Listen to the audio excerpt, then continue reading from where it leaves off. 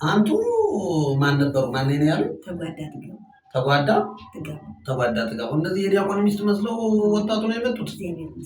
እሺ እንዴት ነው እስኪ ለውጡን ንገሩኝ። ድምጾች አድርገው። ለውጡ በላው ድምጾት አይሰማም እናታችን። ለውጡማ እንጀራም እየበላው የዚያ መድኃኒቱን ሶስት ከምከም ማድረግ ለጊዜው ደከመኝ። መነሳት አቃተኝ፣ መቀመጥ አቃተኝ። ልጆች ሁሉ ተጨነቁ። በተለይ በእሑድ ቀን የምትወሰደው በቃ እሱን ስወስድ ይጨንቀኛል፣ ልቤ ድክ። አሁን በልጆች ትግል ያሉትን እያሉ መድኃኒት ጨረስኩኝ። ከጨረስኩ በኋላ ቁርጠቱን ተወኝ። የሚያመኝ የሚሰነጥቀኝ ወደ ላይ 7 ሰዓት እየተነሳ እንዲሁ ወደ ጉሮሮ የነበረ መጥቶ ሰነጥቀኝ የነበረው ጥላት አለ ብላ እሱ ቆመ። አሁን በይሰሙን የቦካ ነው አለን ያልቦካ ነው አለን። እየበላው እንደ ልቤ ይችን እንጀራ ጉርስ አደርጋለሁ። በቀን አንዴ ያበላው አይፈጭልሃል። እስቲ እየቆየ ትፈጫለህ እያልኩኝ አሁን አልመርጤም ካለን ምን አለን አልቦካም አለን። እንደ ልቤ ጉርስ እያሉ ያገኙትን ሁሉ መብላት ጀመሩ ማለት ነው። ያገኙትን በቀኝ ስንት ዓመቴ ነው ከጀመረ ነበር ያሉ እናታችን? 40 ዓመት አይቆጠርም እንዴ? 40 ዓመት አይቆጠርም እንዴ? ይሄ ልጅ ይሄ ሁለተኛ ነው። ይሄ ልጅ የትኛው ነው? አንተ ላይ መጥቶ ነበር ማለት ነው። እኔ ላይ መጥቶ ነበር። አዎ ማነው ስሙ? ይማነ ብርሃን። እሺ እሺ ይማነ ብርሃን ማን ነው? እሱ ይማነ ብርሃን ለይልና እሺ አሁን በሱ ድሜ ሳይሆን አይቀርም። ኦፕራሲዮን ሆኜ ገብቼ ነበር ሐኪም ቤት። ኦፕራሲዮን ሆኖ ነበር? አዎ። መቼ ነበር የሆኑ? በሱ ትንሽ ወንድም አለው። በሱ ድሜ አዎ 30 ስንት ዓመት ይሆነዋል። አሁን እሱ 35 ይሆነዋል። 35 ዓመት የዛሬ 35 ዓመት ነው ኦፕራሲዮን የሆኑት። የት ሆስፒታል ነው? ጥቁር አንበሳ ሆስፒታል። የወጣልኝ ነገር የለም። ወዲም ቀደው ሰፉት። ቁስሉ ሳይድን ገና ያልኩ ቤት መጥቼ ምኑን ያገኙት። አሁን ከዚያ ወዲህ ጀምሬ በቀን የማስታውሰውን እየጻፉ ነበረ ያስተኙኝ። አጥሚት ስጠጣ ትወዳለች፣ እንጀራ ስበላ ትወዳለች። እሷን እየጻፉ እዚያ በኋላ ወጀቴን የወርኩ ጊዜ ነው። ከፍቶ ሲሆት ምንም ነገር የለም።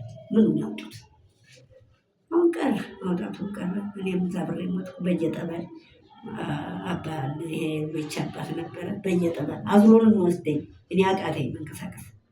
አዝሎ ሲወስደኝ አስኳል የመሰለ ጠብ ይላል። ከጠበሉ ጋር አስኳል የመሰለ ይወርድ።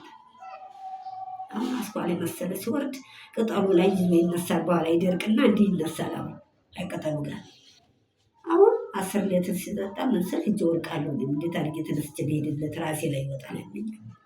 የግድ ወስዶ ከቤት ያስተኛኛል። እንደዚያ ሲያደርግ እሱ ተቀደመኝና ሞተ። እኔ ወደኋላ ቀሩ።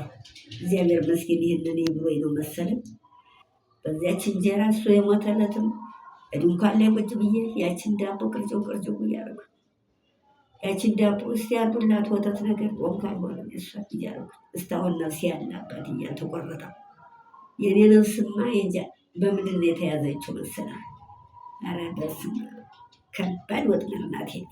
እስካሁን አለሁ እግዚአብሔር ይመስገን። አሁን ዜድ እየመጣች ከዚህ ዜዳን ማላገኘው ትለኛለች። ይገኛል እቆያለሁ። እኔ ትቆያለች ግድ የለሽ። እስቲ እንግዲህ እሷ ናት ያመጣችኋት? ዘውድ ነች እሷ ልጅ ናት? አዎ እንግዲህ አልኳት። ልሄድ ስትለኝ መጥቶ ትልቁ ልጅ ማን አለቀሰ። እኔ ልመጣ ስል የዛሬ ስንት ዓመት አመጣኝ። ስንት ዓመት ዋሉ ይንጀላ። አሁን እሱ ዕለት መጥቶ አለቀሰ። እናቴ ሊሳ አልሄድም ከፍያ ልሄድ አቅም የለኝ። የአራቶች አባት ነው። እንዴት ላድርግ? ይዤው ሰንቼው አቅም የለኝ። እንዴት ልሁን ሲል እኔ ይቅርብኝ እንግዳ ሳልታች ልመት ነበር። ለዚህ እድሜ ደግሞ እሱን አስይዤ እሷ እድሜው ስንት ይሆናል እናታችን? ወደ 60 ይሆናል። 60 እሺ። አሁን ከዚያ እሱን ሰደርኩት። እሱን ሰድቼው አንተ አብሮ እሷ ጋር መጥቶ ሄደ። መድኃኒት ሰጥተዋል።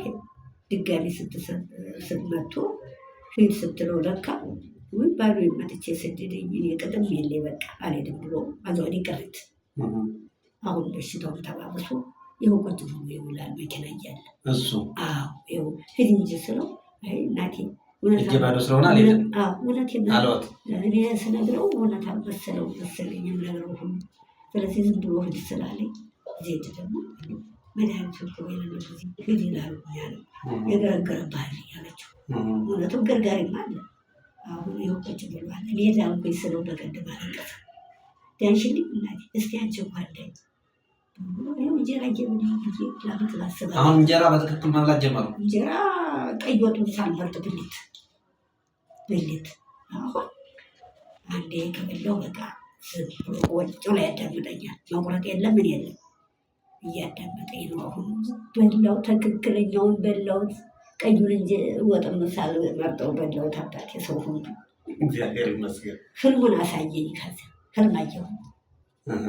ህልም አይቼ እንዲህ ባህር ካለ ባህር አጠገብ ይመስለኛል። ባህሩ ላይ ያለው ይመስለኛል። እዚያ ባህር ላይ ቀይ ዶሮ ይመስለኛል። አርጅ ጥሩ ተመስገን አርጅ ስትለው ያ እንደገና ሹካኩቴ ዶሮዎች እዚያ አጠገቤ ላይ በግሬ ስራ እነዚያ ዶሮዎች እናንተም ታውቃላችሁ ገና አርጃችኋለሁ እያልኩኝ የሆኑ ጭስ ደግሞ አጠገቤ መጡና ሲያሳልሙኝ ያ ታርቢ የወጣው ዶሮ ከባህሩ ላይ ወደ ላይ ክፍፍ አይነት ላይ ክፍፍ ሲል ምን አወጣው? ይሄ ደግሞ ምንድን ነው ብሎ ድንግጥ አሉብኝ።